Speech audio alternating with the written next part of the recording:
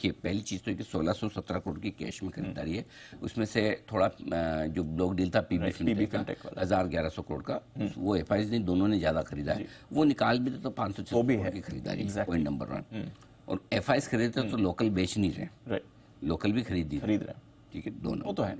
तीसरा, index futures में 600 करोड़ की खरीदारी हुई है और उस वजह से आपका इस सीरीज में पहली बार, अब ये देखिए क्यों हो गया भाई, इस सीरीज में पहली बार की index long position net level पे एफआईएस की बढ़ के आई। अभी तक तो नहीं बढ़ रही थी रोज, कल बढ़ी ना, 26 से 28 हुई ना।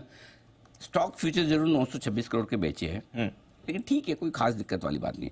और लोकल फंड 1550 करोड़ के खरीद के बैठे हैं। सो आई थिंक लंबे समय बाद, अच्छा इन नंबर्स को देख के मैं क्या अति उत्साहित हूँ ना, बिल्कुल नहीं, लेकिन मुझे कौन से बड़े एफआईएस के नंबर की जरूरत है? करेक्ट। क्या 21,800 से 22,400 500 हम जो पहुंचे एफआईएस की बदौलत पहुंचे क्या? ये तो तब भी रोज बेच रहे हैं, 6,000 करोड़ की रन रेट से रोज बेच रहे हैं। करेक्ट।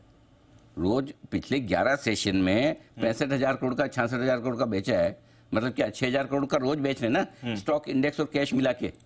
Yes, right. तो हम कौन से इनके दम पे 600-700 पॉइंट बढ़े हैं? एग्जैक्टली। लेकिन कहाँ काम किए हैं भाई? आप, मेरे पास तो स्प्रिंग है जो ऊपर कूदने के तैयार है, आपने जो ये 10 किलो का वजन रखा हो, उस पर दबा के रखा है, ये धीरे धीरे ऐसे करेंगे तो जैसे स्प्रिंग हटाएंगे और लेने आ गए थैंक यू, कहाँ जाएंगे? यही आएंगे। और होना ही है, दीप देख लीजिए 22,800 होगा और 22,800 पे एफआईएस का दमदार खरीदारी का आंकड़ा ना आए तो नाम बदल देना, मान लेंगे सर, आएंगे लेने। कल हमारी बात भी हो रही थी, जो डर आमतौर पे सब लोगों को, वो इनको भी है बिल्कुल, क्योंकि चुनाव के नतीजों का डर तो सबको ही होता है, मतलब भले आपको डर ना लगे, सावधानी वो मन में तो रहते ही ना, बैक ऑफ द माइंड। और वो कॉन्फिडेंस जिस दिन जहां से आएगा उस दिन आप बेचना बंद करेंगे।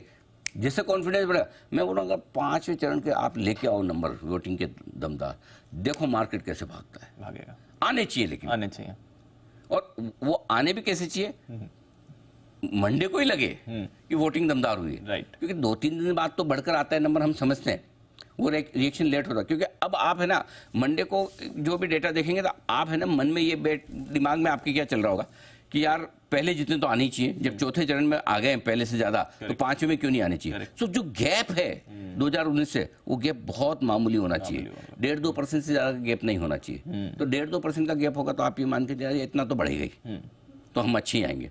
और अगर उसमें बराबर आ गया है, पॉजिटिव आ गया, थोड़ा सा फर्क रहा, तो ट्यूसडे मार्केट बल्ले बल्ले है।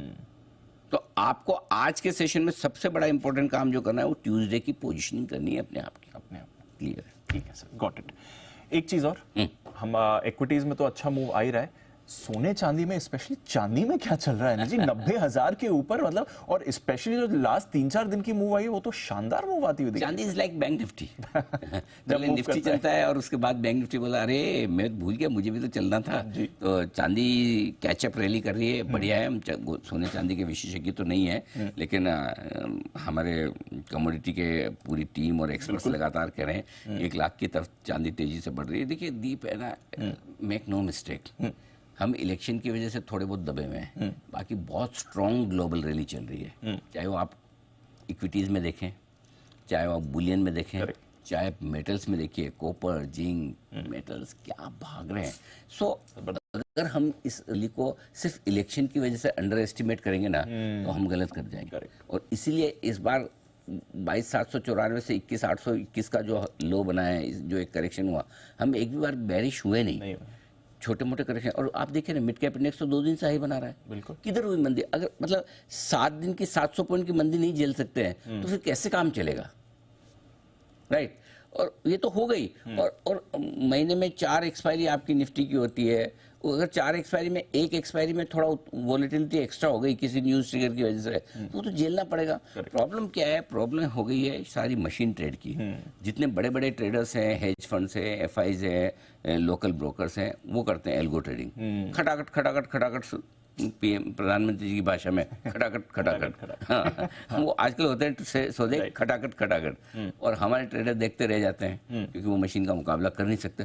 सो अगर आप इंडेक्स में ट्रेड कर रहे हैं तो आपको मशीन का मुकाबला तो हो ही नहीं पाएगा। उसका तरीका एक ही कि आप अपने स्टॉप लॉसेस, टारगेट वगैरह पहले से फीड करके रखें, ताकि बाजार में कभी भी बड़ा मूवमेंट पॉजिटिव या नेगेटिव साइड पर आपकी पोजीशन पे आए तो आप उसका फायदा उठाने से चूके ना। राइट, ये बहुत जरूरी है, ये बहुत जरूरी, बस उतना ही ध्यान रखिए। ठीक है सर, और डाउ के लिए भी बधाई, 40,000 इंट्राडे भी हो चुका है और आपके लिए 40,000 बिल्कुल। हमारा तो काफी टाइम से टारगेट था कि डाउ 40,000 पार करेगा और वो पहुंचा भी है। I am happy for Americans. God bless you. God bless you. हमारा मूड अच्छा करते रहे बस। ना ठीक है, या कुछ खराब ना ना और अमेरिका अपनी तरफ से सब कुछ बढ़िया कर रहा है, सब कुछ बढ़िया कर रहा है, नो कंप्लेंट्स। जो हम तो जो अच्छा करे उसकी तारीफ करते ही हैं। बिल्कुल सर, वेरी गुड, नाइस। चलिए अच्छा है। हमारे भी बताइए सर आज के लिए कुछ संकेत, कुछ खास बातें जहां पर रखनी है नजर, कैसे रह सकते हैं दिन?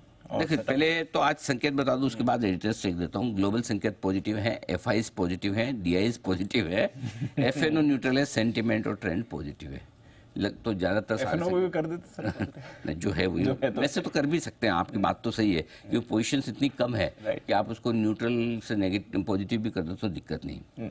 अब आइए आज की स्ट्रेटजी क्या है। चौथे चरण की वोटिंग परसेंटेज बढ़ने से कल भी बाजार दौड़े थे, परसों भी दौड़े थे, और इसी वजह से रुपए में कल 17% की शानदार मजबूती आई और पहली बार एफआईएस की तरफ से इस महीने आपने देखा है खरीदारी का आंकड़ा भी इसी वजह से। अब इस एफआईएस की बिकवाली रुकने से, मैं अभी भी ये नहीं कह रहा हूँ कि खरीदारी भी आने से, मैं ये कह रहा हूँ बिकवाली रुकने से। दोनों शब्दों में फर्क है। देखो, आप अच्छे हैं और आप बुरे नहीं है, दोनों में फर्क है। फर्क समझ रहे हो? आप बुरे नहीं है और आप अच्छे हैं, दोनों में फर्क है। यहाँ पर बिकवाली रुकने की बात कर रहा हूँ, खरीदारी शुरू होने की बात नहीं कर रहा। बुरे नहीं है, हाँ बुरे नहीं है। अभी अच्छे होने में टाइम है। हम एक दिन में भरोसा नहीं करते किसी पे। हाँ, टाइम टेस्टेड। आज हम पे भी लोग भरोसा करते, 6 साल से हम लगातार इन्वेस्टर्स के साथ हर सुबह, आज भी दवा खा के बैठा हूँ। आपको पता, हाँ मतलब बहुत बुरी, लेकिन बहुत दर्द है। लेकिन हमारे दर्शक पसंद करते हैं, हमारी जिम्मेदारी भी है, क्योंकि आज उनके पैसे लगे हैं। तो हमारी भी जिम्मेदारी बनती है कि एक डायरेक्शन के तौर पर जितना हमें समझ में आता है कम से कम उतना तो बताएं।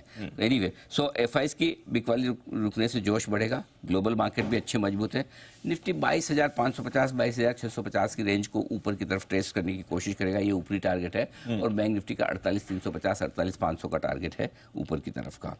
सोमवार को है 5वें चरण की वोटिंग, उसकी वजह से ऊपर के लेवल पे एक अच्छी उछाल अगर आज मिल जाए कि भाई एफआईएस थोड़े कम एक्शन में होंगे, डीआईएस थोड़े कम एक्शन में होंगे, उस वजह से अगर एक बढ़िया उछाल मिल जाए तो थोड़ी बहुत प्रॉफिट बुकिंग हायर लेवल पे आ सकती है। मतलब ऐसी बड़ी बिकवाली की तो मैं अभी आशंका नहीं देख रहा, लेकिन थोड़ी प्रॉफिट बुकिंग आने से आप इनकार नहीं कर सकते।